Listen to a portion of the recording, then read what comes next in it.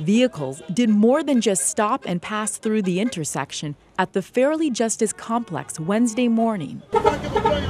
They honked in support of a dozen correctional officers who were protesting several issues like the recent federal takeover of the Golden Grove Correctional Facility on St. Croix. First of all, we don't need the federal government to take over. We need the federal government to help us. We're letting the director know we are backing him 100%. We staying local, we're not going federal. The federal government announced back in June that the Golden Grove Correctional Facility had, quote, deplorable, unsafe, and filthy conditions, and seeking a takeover was, quote, their last resort. When we're in problems, they don't come and help us. But when they see us sink into that depth, they come to take over. They don't have our best interests. Because if they had our best interests, they'd have been helping us from the beginning. That's all I have to say about them.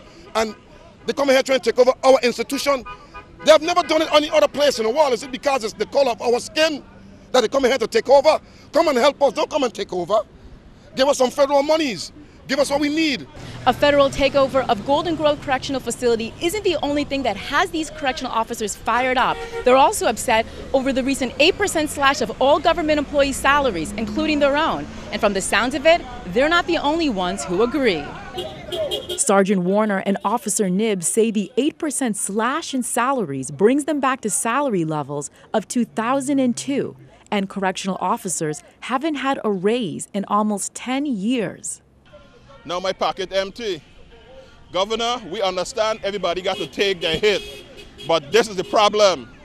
When there was a lot of honey in there, everybody in the top got theirs. The bottom person did not get theirs. Please, work with a small man. We are the one doing the work. We are the one online. Enough is enough. Enough is enough. Their frustration continues in what they describe as dangerous job misplacement.